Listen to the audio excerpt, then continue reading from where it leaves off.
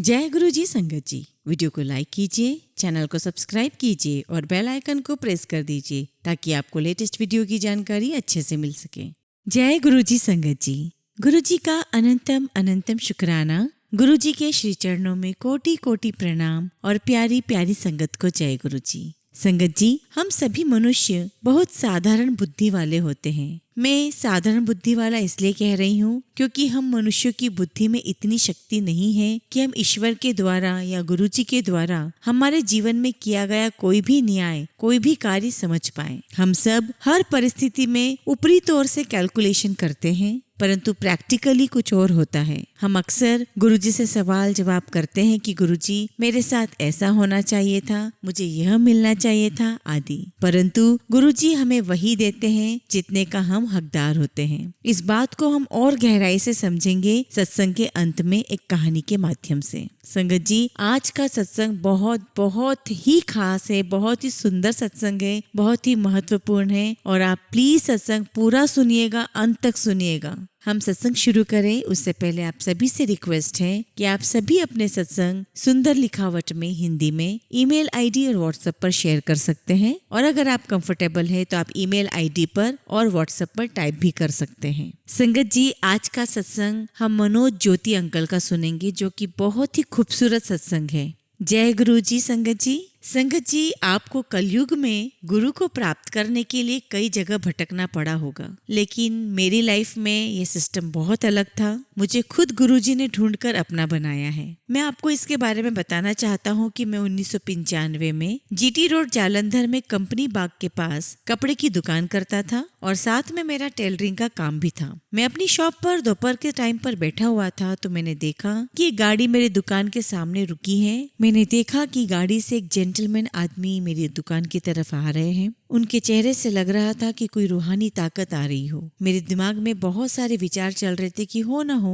ये गाड़ी चलाने वाला कोई एनआरआई हो सकता है। हालांकि चेहरे से तो रब जैसा दिखाई देता है, एक रूहानी ताकत दिखाई देती है, तो हो सकता है कि अच्छा खासा रईस आदमी हो या हो सकता है कि कोई जज हो। संगत जी, मैं इसी कंफ्यूजन में लगा हुआ था। इतने में वो आदमी अंदर आए और बोले कि व्हाइट कलर की पेंट का कपड़ा दिखाओ। मैंने अपनी दुकान के अंदर जितने भी व्हाइट कलर के कपड़ों के थान थे मैंने सब दिखाना शुरू कर दिए। उसमें से एक थान उनको बहुत पसंद आया और उन्होंने उसे टच करके कहा कि इसकी 10 पेंटें बना दो। मैं हैरान होकर सोचने लगा कि 10 पेंटें, वो भी व्हाइट कलर की, कोई कैसे ऑर्डर दे सकता है। मैंने सोचा कि चलो ठीक है, मुझे क्या करना है, तो मेरा काम ही है। पर संगत जी, मैंने सोचा कि चलो काम तो काम है, हमें क्या लेना देना, हम सिलते हैं ना। उन्होंने मुझसे कोई रेट पूछा, कौन सा कपड़ा है, किस तरह से कपड़े का क्या हिसाब रहेगा, क्या सिलाई होगी, कुछ भी नहीं पूछा और सीधा बोल दिया कि 10 पेंटें सिल दो। मैं जब इंच टेप लेकर उनका नाप लेने के लिए काउंटर से बाहर आया तो मैंने रजिस्टर में लिखने के लिए उनका नाम पूछा तो उन्होंने जवाब दिया कि गुरुजी लिख दो।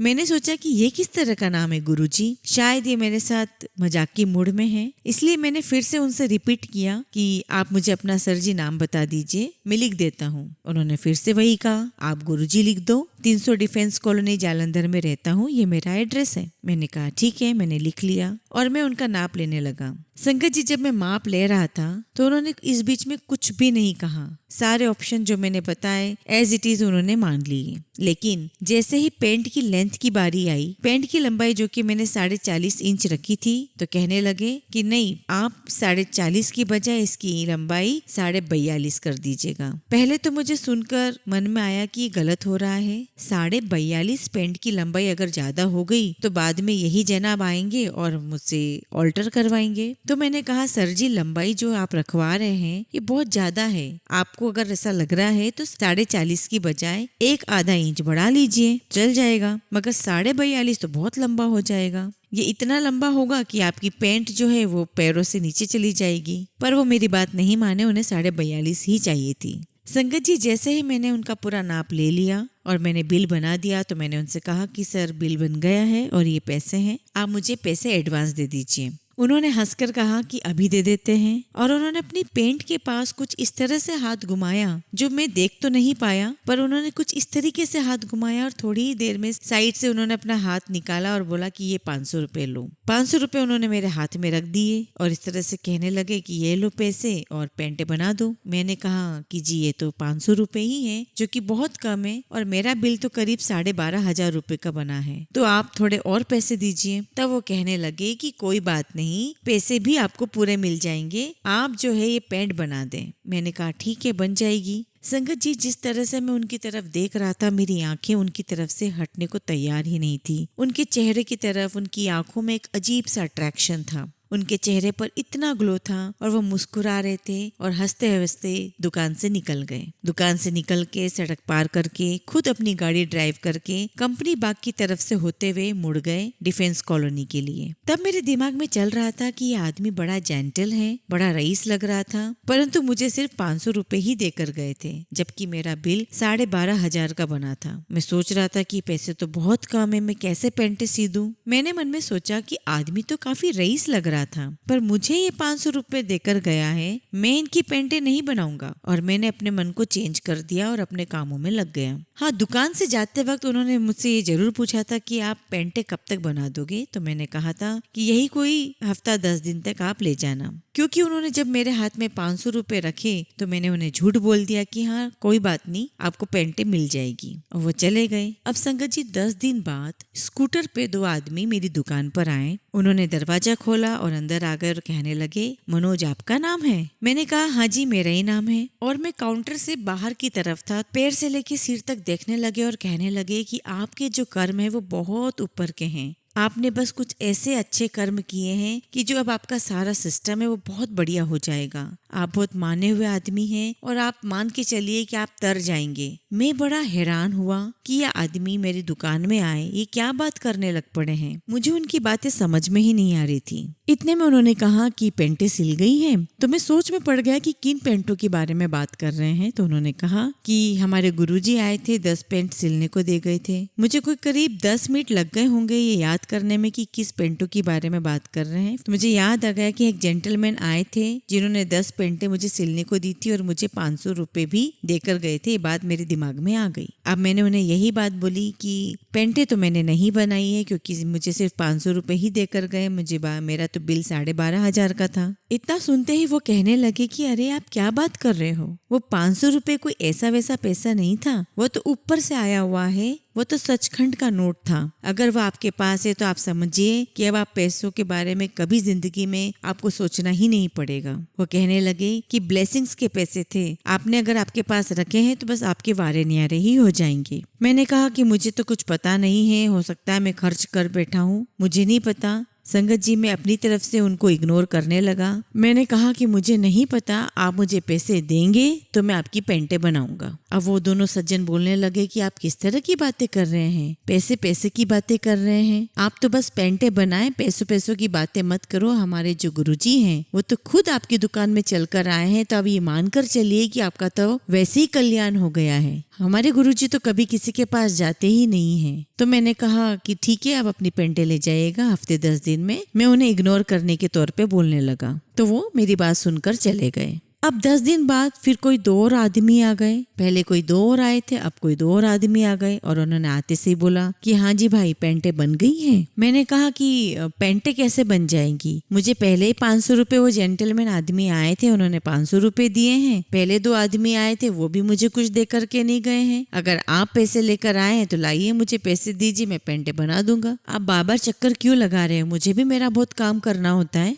जब मैंने उनसे इस तरह की बातें करी तो वो मुझे कहने लगे कि पता नहीं आप इस तरह की बातें कर रहे हैं, बार बार आप पैसों का ही जिक्र कर रहे हैं। हमारे गुरुजी के लिए जो पैसे हैं ना, कुछ खास मायने नहीं रखते। ये 12,500 रुपए कोई मायने नहीं रखता। गुरुजी भी आपको ये पैसे दे सकते हैं और हम भी आपको ये पैसे दे सकते हैं, लेकिन आप ये जानते नहीं है कि आप किस प्रकार की हस्ती के साथ डील कर रहे हैं। वैसे तो हम ये 12,500 हम खुद भी दे सकते हैं, लेकिन हमें खुद को ऊपर से ऑर्डर नहीं है कि हम ये आपको पैसे दें। मैं सोच में पड़ गया कि किस प्रकार के आदमी मेरे पास आने लगे हैं। पहले 2 आए, अब फिर 2 आ गए। मैं पूरी तरह कंफ्यूज हो गया। अब वो कहने लगे कि शायद आपको पता नहीं है कि डिफेंस कॉलोनी में बैठे हुए वो अपनी संगत के बीच में बार बार आपका नाम लेते हैं कि मनोज आ गया। वो कितना आपको याद करते हैं आपको पता ही नहीं है। वो कहने लगे कि आप कभी ना कभी उनके पास जाया करें, वो आपको बहुत याद करते हैं। अब मैं ठहरा दुकानदार आदमी, मैं सोचने लगा कि शायद अब ये मेरे को बेवकूफ बना रहे हैं, मुझे ये लोग क्यों इस प्रकार से परेशान कर रहे हैं, क्यों कंफ्यूज कर रहे हैं। अब मैंने उन्हें गुस्से में जवाब देना शुरू कर दिया। मैंने कहा कि आप जिस प्रकार से बता रहे हैं कि वो कभी वो शिवजी के रूप में दर्शन देते हैं तो कभी गुरु नानक रूप में दर्शन देते हैं, तो अगर ऐसी ही बात है तो वो मेरे पैसे क्यों नहीं दे देते? इतने से पैसे अगर उनके लिए कोई मायने नहीं रखते तो वो दे क्यों नहीं देते? लेकिन मैं तो गरीब आदमी हूँ, मेरे लिए तो ये पैसा बहुत इंपॉर्टेंट है। मैं कोई इतना बड़ा साहूकार थोड़ी ना हूँ कि मैं इन पैसों की बातें ही नहीं करूँ और 10 पेंटे बना के रख दूं। अभी 500 रुपए में कौन पेंटे बना करके देता है? मैंने उनसे कहा कि मैं आपको अब सीधी सीधी बात बता देता हूँ कि मैंने जितनी भी आपकी बातें सुनी, अगर साक्षात शिव भगवान भी मेरे पास आ जाए ना पेंटे बनवाने के लिए, मैं उनसे भी पैसे मांगूंगा, क्योंकि मैं तो ठहरा दुकानदार, मैं तो पैसे लूंगा ही। अब मेरे पास जब शिव जी आएंगे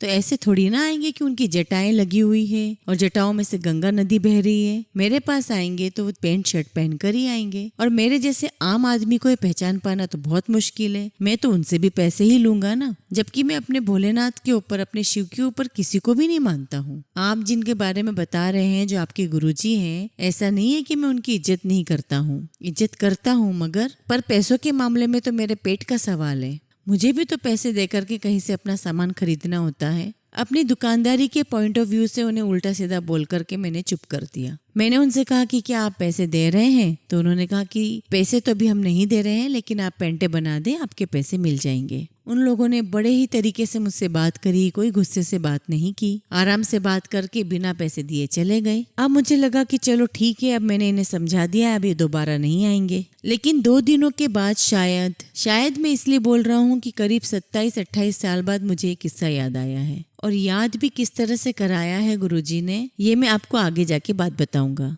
और 2 दिनों के बाद और 2 आदमी आए, जिसमें एक सरदार जी थे और एक हिंदू जेंटलमैन आदमी बाहर आए, स्कूटर लगाया और दुकान में अंदर आकर बोलते हैं कि लीजिए 5000 रुपए लीजिए और उनकी पेंटे तैयार कर दीजिए। मैंने पैसे लिए और सोचा कि चलो 5500 रुपए तो आए, चलो पेंटे बना देता हूँ। फिर मैंने सोचा कि चलो अब इनको और चक्कर नहीं लगवाएंगे, पहले ही बहुत चक्कर लगवा चुका हूँ, अब तो मेरे थोड़े बहुत तो पैसे आ ही गए हैं, अब पेंट बना ही देता हूँ। अब मैंने शाम को 4:30 बजे वो थान का कपड़ा निकाला जो गुरुजी ने पसंद किया था और 10 पेंटों का कपड़े काट दिए। मेरी दुकान में जो ऊपर वर्कशॉप थी उसमें जो कारीगर बैठा था उसको मैंने बोला, ये लो, ये 10 पेंटे मैंने काट दिए, इसको सिलना है। अब संगत जी, जैसे ही मैं पेंटे वर्कशॉप में कारीगर को देके नीचे आया, पता नहीं गुरुजी ने फिर से मेरे दिमाग में क्या थॉट डाला, मुझे फिर से कंफ्यूज कर दिया। मैंने सोचा कि मैंने 10 पेंटे काट दी हैं, मेरे पास 5500 रुपए भी आ गए हैं, पर मेरी जो पेंटों की असली लागत है वो तक भी मुझे नहीं मिली है, और जो खास जो मेन आदमी है जिसका मैंने नाप लिया है वो तो उस दिन के बाद से एक बार भी नहीं आया है। अब ये जो अलग अलग आदमी मेरे पास आते रहे हैं, जो अलग अलग तरह की बातें बताते रहे हैं, बेशक ये मुझे 5500 रुपए दे के गए हों, लेकिन हो सकता है कि कहीं ये पेंटे लेने आए ही ना। अब मैं तो ठहरा गरीब आदमी, मैं ये 10 पेंटे कहाँ जाकर बेचूंगा? और संगत जी, व्हाइट कलर ऐसा होता है कि व्हाइट पेंटे तो कोई बहुत कम लोग ही इसको ले पाते। अब मैं सोचने लगा कि मैं तो बड़ा फंस गया हूँ, मैंने 10 पेंटे काट दी और मैंने एक गलती के ऊपर दूसरी गलती कर दी है। अब जिस तरह से गुरुजी ने मेरे दिमाग में विचार लाए और मुझे अपने इन सब विचारों के चक्कर में ला दिया, क्योंकि इसमें जो बात छुपी थी वो मेरा बेड़ा पार करने वाली ही बात थी, और जो बचा कुचा हिसाब था गुरुजी ने मुझसे पहले ही करवा लिया। वो इस प्रकार से कि मैं थोड़ी देर में सोचने लगा कि क्यों ना जिनकी पेंटे में सिल रहा हूँ तो उस असली पार्टी से मैं खुद ही मिलकर आ जाऊं। मुझे याद आया कि जो मेन आदमी था वो अपना एड्रेस देकर गया है, 300 डिफेंस कॉलोनी जलंधर में रहता हूँ और गुरुजी मेरा नाम है। अब मैंने सोचा कि ऐसा तो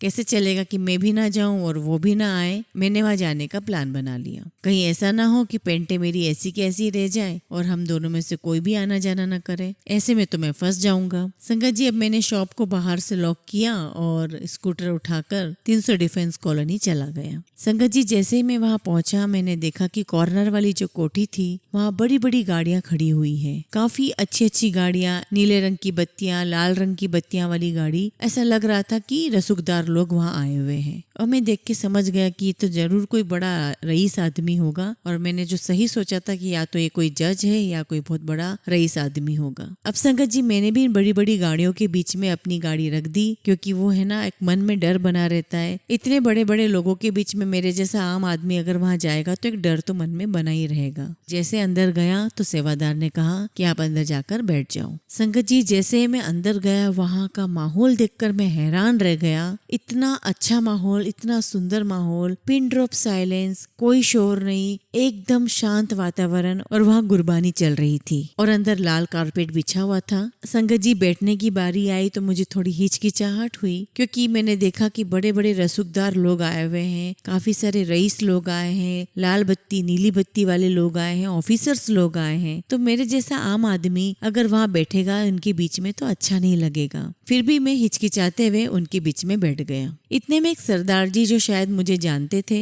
संगत जी, वैसे दुकानदार को तो सभी जानते हैं, लेकिन दुकानदार कभी कभी किसी को भूल जाता है, इतना पहचान नहीं पाता। वो सरक सरक कर मेरे पास आए और बोले कि और ज्योति, तू किथे? मैंने जैसे सुना तो मैंने पीछे मुड़कर देखा। मुझे लगा कि हाँ, ये मुझे जानते तो हैं। मैं वैसे ही कुछ नहीं बोला, क्योंकि मुझे लगा कि पूरा शांत माहौल है और अगर मैं कुछ बोलूं तो कोई ऑब्जेक्शन ना ले ले। और थोड़ी देर में उन्होंने मेरे शोल्डर पे टच करके बोला कि ज्योति, तू किदा आया? अब मैंने सोचा कि ये मुझे बार बार परेशान करेंगे, मुझे भी अच्छा नहीं लग रहा था, तो मैंने बोल दिया कि मैं यहाँ पैसे लेने आया हूँ। अब इतने में वो सरदार जी इतना सुनकर वो मेरे पीछे ही पड़ गए। तो यहाँ किससे पैसे लेने आया है? मैंने उनको बोल दिया कि तुम्हारे गुरुजी को पैसे लेने आया हूँ। अब इतनी बात सुनकर वो ऐसे रिएक्ट करने लगा जैसे मैंने बहुत बड़ी गलती कर दी हो, और वो ऐसे बोला कि गुरुजी, और गुरुजी से पैसे लेने आया है तो? मैं अंदर ही अंदर डर गया कि पता नहीं मुझसे ऐसी क्या गलती हो गई है। अब संगत जी, मैं ये सोचने लगा कि पहले वो दो आदमी आए और इस तरह की बातें करते रहे, अभी सरदार जी मुझसे इस तरह की बातें कर रहे हैं, पता नहीं मुझसे ऐसी क्या गलती हो गई है। मैं चुप होकर के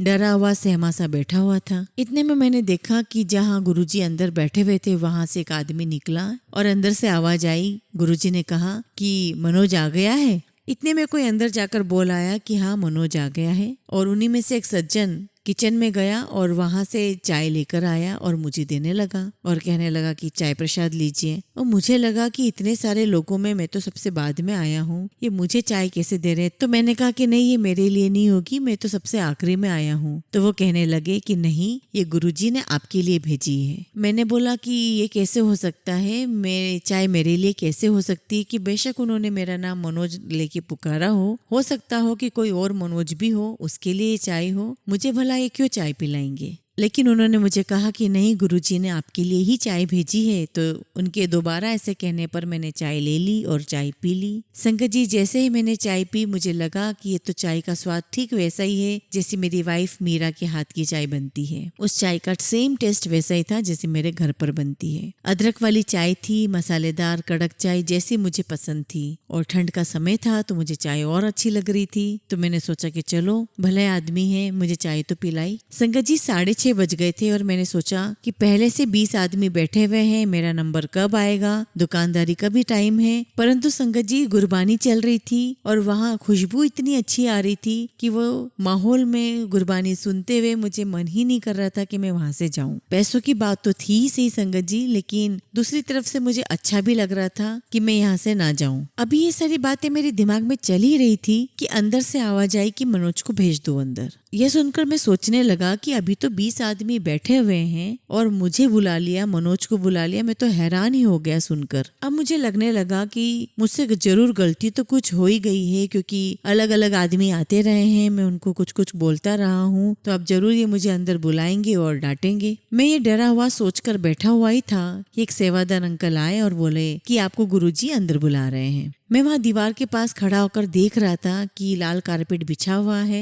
गुरुजी लेटे हुए हैं जैसे विष्णु भगवान लेटे हुए रहते हैं, और उनके पैरों के पास में एक अंकल बैठे हुए हैं, ऑफिसर अंकल बैठे हुए हैं, उनके पैर दबा रहे हैं। इतने में गुरुजी उन्हें कहते हैं कि चल तू बाहर जा, और मुझे अंदर आने को बोल देते हैं। अब तो ये बात पक्की मुझे लगने लगी कि अब पक्के से मेरी अंदर क्लास लगने वाली है। ये अंकल को तो बाहर जाने को बोल रहे हैं और मुझे अंदर आने को बोल रहे हैं। अब बेशक इन्होंने मुझे चाय तो पिला दी, लेकिन मेरी अब खैर नहीं है अंदर। मुझे देखकर गुरुजी बोलते हैं, आ गया मनोज? मैंने कहा हाँ जी सर, मैं आ गया हूँ, बताइए क्या बात है। कहते हैं बैठ जाओ। मुझे जिस तरह से उन्होंने इशारा किया बैठने के लिए, जिस तरह वो अंकल जहाँ वो बैठे थे रजाई में, उस तरफ इशारा करते हुए बोला कि बैठ जा। मैं सोचने लगा कि मैं तो गरीब आदमी हूँ, मैंने तो काफी सारी बेवकूफियां की हुई है, तो मुझे लगा कि मैं बैठूंगा और मुझे एक लात पड़ेगी और बोलेंगे कि यहाँ क्यों बैठ रहे हो। पता नहीं दिमाग में मेरे कई तरह तरह के विचार आ रहे थे। मैं उनसे कभी मिला नहीं था, और एक बार जब हम शॉप पे मिले तो वैसे एक बार शॉप पर मिलने से कोई रजाई में थोड़ी ना जाकर बैठ जाता है। जहाँ उन्होंने मुझे इशारा किया मैं वहां जाकर बैठ गया, और जैसे ही मैं बैठा उन्होंने मुझसे पूछा पैंटें बन गई है। अब मैं सोचने लगा कि मैंने अगर सच बोल दिया कि पेंटें नहीं बनी है और बाहर इतने सारे ऑफिसर बैठे हैं, तो कहीं ऐसा ना हो इन ऑफिसर से मुझे जूते ही पड़वा दे। तो मैंने बोल दिया हाँ बन गई है पेंटें। तो गुरुजी ने मुझे कहा कि 4:30 बजे तो तूने पेंटें काटी, 6:30 बजे तू यहाँ आ गया, तूने पेंटें कब बनाई? संगत जी आप यकीन करो मेरे पैरों तले जमीन खसक गई। मैं डर गया और अंदर ही अंदर सोचने लगा कि ये तो मैं फंस गया हूँ, क्योंकि वहां तो कोई सीसीटीवी कैमरा भी नहीं थे। इन्हें कैसे पता है सब? ये बात मैं 1994-95 की बात कर रहा हूँ, जब सीसीटीवी कैमरास नहीं होते थे। मैंने तब सोचा कि अब तो मैं फंस गया। संगत जी लेकिन मेरी इतनी हिम्मत नहीं पड़ रही थी कि मैं उनके चेहरे की तरफ देख भी लूं। संगत जी उनके चेहरे से नूर झलक रहा था, चेहरा इतना चमक रहा था, पूरा चेहरे पे गुलाबीपन था। मुझे लगा कि भोलेनाथ के भी दर्शन ऐसे ना होंगे। जहाँ मैं मानता था कि मेरे लिए भोलेनाथ से भी बढ़कर कोई भी नहीं है, लेकिन उनका चेहरा इतना खूबसूरत, इतना अट्रैक्टिव था कि वो मेरे दिल को छू रहा था। कुल मिला के मुझे बस इतना याद है कि मेरी उनसे नजरें नहीं मिल पा रही थी। तभी वो मुस्कुरा के बोले चलो कोई गल नहीं, पेंटा बना ली। मैं अभी इस बात को सोच के डर ही रहा था संगत जी कि इतने में गुरुजी ने कहा कि पेंटे बना देना, कोई बात नहीं। और संगत जी जो बात मेरे मन में मेरे दिमाग में चल रही थी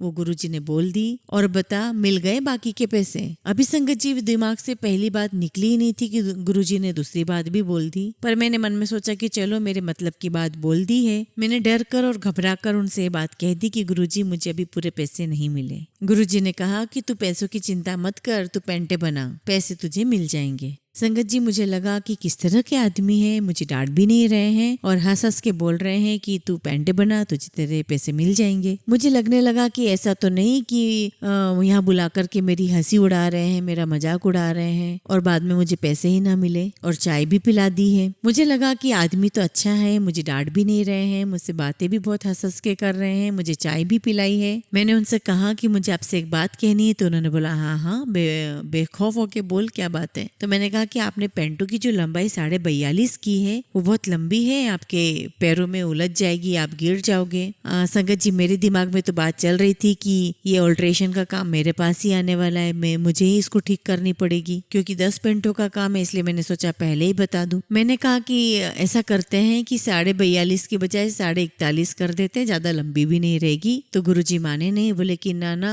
तू 42.5 ही कर। वो क्या है कि मैं जब भी कुर्सी पे बैठता हूँ और पैर के ऊपर पैर रख के बैठता हूँ तो मैं नहीं चाहता कि मेरे पैर नंगे दिखे, वो ढके हुए रहे। फिर मैंने सोचा कि चलो मुझे क्या लेना देना है, जब कोई बंदा जिद कर ही रहा है तो वही बना देता हूँ। संगत जी यहाँ पे मैं आपको क्लियर कर देना चाहता हूँ कि गुरुजी ने 42.5 इंच रखने के लिए इसलिए कहा था कि वो नहीं चाहते थे कि उनके पैर किसी को दिखाई दे। मैंने गुरुजी को कहा ठीक है बना दूंगा। तो गुरुजी ने पूछा कि कितने दिन में बना दोगे, तो मैंने कहा 2-3 दिन में मैं गुरुजी बना दूंगा। तो गुरुजी कहते हैं ठीक है जायश कर। संगत जी सारी बातें हो गई, मुझे लगा कि बंदा बड़ा अच्छा है, मेरे से बहुत अच्छी बातें की। मैं वहां से फिर चला गया और अपनी शॉप पर आ गया। जब मैं शॉप पर आया तो एक सरदार जी आए और बोले कि ज्योति जी मैं 2 दिन पहले आया था, आपकी शटर लगी हुई थी शॉप की, आप कहाँ चले गए थे। मैंने उनसे कहा कि मैं एक बाबे के पास गया था जो डिफेंस कॉलोनी में रहते हैं, उनकी पेंटें सिलनी थी इसलिए दुकान बंद थी। उन्होंने बस सुना और बोलने लग गए कि अरे तू तो समझ तर गया है, तेरा तो कल्याण हो गया है, तो बड़ी महान हस्ती है। जैसे सेवादार लोग बोलते थे वैसी वही भाषा वो सरदार अंकल बोलने लगे। मैं सोच रहा था मैं कैसे इनसे पीछा छुड़ाऊं, ये हर बात में आते हैं और उन्हीं के बारे में बोलते हैं, और मैं जो हूँ वो शिव जी के ऊपर किसी को मानता ही नहीं था और मैंने किसी भी प्रकार का कोई गुरु नहीं बना रखा था। और संगत जी, मेरी लाइफ में जितने भी इंसिडेंट होते हैं, चाहे वो दुकान के हो चाहे कैसे भी हो, वो मैं अपनी वाइफ मीरा के साथ शेयर करता रहता हूँ, और ये जितने भी इंसिडेंट हुए वो भी मैंने मीरा से शेयर किए। चलो कोई नहीं संगत जी, मैं वैसे डरा हुआ था, पर 2 दिन के बाद वो लोग आए दुकान पर, मैंने उनका काम कर दिया था और वो मुझे पूरे पैसे देकर चले गए। संगत जी 2-3 दिन के बाद उनको पेंटे वापस की, मैंने तो गंगा नहाई। मैंने सोचा चलो जी ये काम खत्म हुआ, ये रोज रोज का चक्कर अब खत्म हुआ। संगत जी मैंने जैसे ही पेंटे दी, उनमें से एक सज्जन ने मुझे कहा कि मनोज जी, मुझे ये तो नहीं पता कि आपकी लाइफ में आगे क्या होने वाला है, लेकिन मैं इतना जानता हूँ कि गुरुजी कहीं किसी के पास जाते नहीं हैं। अगर वो आपके पास आए हैं तो आपका बहुत बड़ा कल्याण इसमें छुपा होगा। हम ये सोच सोच के हैरान रह जाते हैं कि एक आम आदमी को, एक मामूली से आदमी को बार बार आवाज लगा लगा कर कैसे बुलाते रहते हैं। संगत जी जाते जाते वो सज्जन बोल करके गए कि इतना ही कहूंगा कि आपको अपने जीवन में जब भी समय मिले आप गुरुजी से मिलने जरूर जाना, तब तुम्हें पता चलेगा कि आप कितने ब्लेस्ड रहे हो और आपको गुरुजी ने कितना ब्लेस किया है। संगत जी मैंने भी उनकी बात सुनकर के कहा कि हाँ ठीक है, मैं चला जाऊंगा, जब भी मुझे टाइम मिलेगा मैं जाऊंगा। संगत जी जब वो वहां से चले गए, मैं अपनी दिनचर्या में अपने काम में बिजी हो गया। संगत जी गुरुजी के आशीर्वाद से मुझे छोटा बेटा हुआ। मेरा एक बेटा पहले से है और एक बेटी है। मैं तो बहुत खुश हो गया और गुरुजी के आशीर्वाद से मुझे अच्छा खासा बड़ा मकान मेरा हो गया। आप ये जानकर हैरान रह जाएंगे संगत जी कि मैं 30 अच्छी ब्रांड के साथ डील कर रहा था और गुरुजी का भरपूर आशीर्वाद मुझे उस दुकान में मिल रहा था। मेरे कपड़े का काम, मेरी टेलरिंग का काम इस प्रकार से चलने लगा संगत जी कि मैं लाखों में खेलने लगा। संगत जी मुझे ये नहीं पता था कि ये कृपा गुरुजी की है। मैं तो समझ रहा था कि बस मेरा काम चल रहा है और बढ़िया चल रहा है। संगत जी हम अपने काम में व्यस्त होते चले गए और गुरुजी ने ना मुझे कभी थॉट दिया, ना कभी मेरी वाइफ को थॉट दिया। सारी मेमोरीज जो है वो फ्लैश आउट हो गई। हमें कभी याद भी नहीं रहा कि ऐसे कोई गुरुजी आए थे, पेंटे सिलवाई थी और हमने सिल करके दी थी। हम तो ये मान के चल रहे थे कि बस हमारा काम बनता जा रहा है। संगत जी गुरुजी की अपनी एक जिद थी मुझे वहाँ बुलाने की और मैं वहाँ गया। मैं ना चाहते हुए भी वहाँ गया और मुझे गुरुजी की पूरी पूरी ब्लेसिंग्स मिलनी थी। गुरुजी मुझे बहुत ब्लेस करना चाहते थे, इसलिए मैं ना चाह करके भी गुरुजी के पास पहुंच गया। संगत जी मुझे लगा कि कभी कोई गुरु भी किसी चेले पर इतना मेहरबान हो भी सकता है। हम तो उनके पैरों की धूल के बराबर भी नहीं है। गुरुजी ने मुझे इतना ब्लेस किया है जिनको मैं शब्दों में भी नहीं बता सकता। उन्होंने मुझे पास बुलाया, चाय प्रसाद दी, मुझे ब्लेस किया और आज मैं जहाँ भी हूँ बहुत खुश हूँ, संपन्न हूँ और गुरुजी का आशीर्वाद मेरे साथ है। आज मैं अपने सत्संग को यहीं विराम देता हूँ। आगे भी सत्संग है जो मैं अगली बार आपको सुनाऊंगा। जय गुरुजी, शुक्राना गुरुजी। संगत जी हमेशा की तरह हम अपने सत्संग का अंत एक बहुत ही सुंदर कहानी से करेंगे। एक बार 2 आदमी एक मंदिर के पास बैठे गपशप कर रहे थे। वहाँ अंधेरा छा रहा था और बादल मंडरा रहे थे।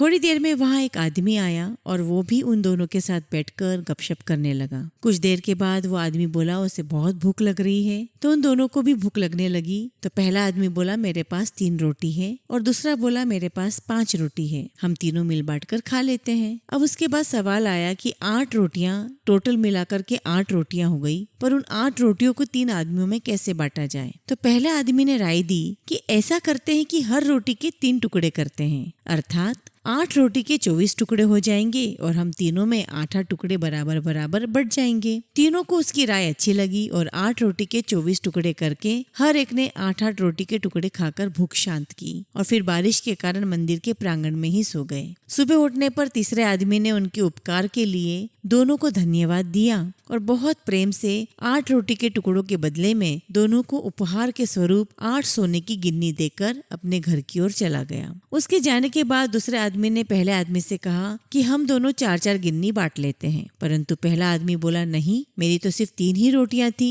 और तुम्हारी 5 रोटियां थी, अतः मैं 3 गिन्नी लूंगा और तुम 5 गिन्नी रखो। इस बात पर दोनों में बहस होने लगी। इसके बाद वे दोनों समाधान के लिए मंदिर के पुजारी के पास गए और उन्हें समस्या बताई तथा समाधान के लिए प्रार्थना की। अब पुजारी भी असमंजस में पड़ गया और दोनों ही आदमी एक दूसरे को ज्यादा से ज्यादा गिन्नियां देने के लिए लड़ रहे थे। पुजारी ने कहा तुम लोग लोग ये 8 गिन्नियां मेरे पास छोड़ जाओ और मुझे सोचने का समय दो, मैं कल सवेरे जवाब दे पाऊंगा। पुजारी को दिल में वैसे तो दूसरे आदमी की बात ठीक लग रही थी, पर वो और गहराई से सोचते सोचते गहरी नींद में सो गया। कुछ देर बाद उसके सपने में भगवान प्रकट हुए तो पुजारी ने सब बातें बताई और मार्गदर्शन मांगा और बताया कि मेरे ख्याल में एक को 3 और एक को 5 गिन्नी बंटवारे में मिलनी चाहिए। भगवान मुस्कुराकर बोले, नहीं, पहले आदमी को 1 गिन्नी मिलनी चाहिए और दूसरे आदमी को 7 गिन्नी। भगवान की बात सुनकर पुजारी अचंभित हो गया और अचरज से बोला, प्रभु ऐसा कैसे? भगवान फिर मुस्कुराए और बोले,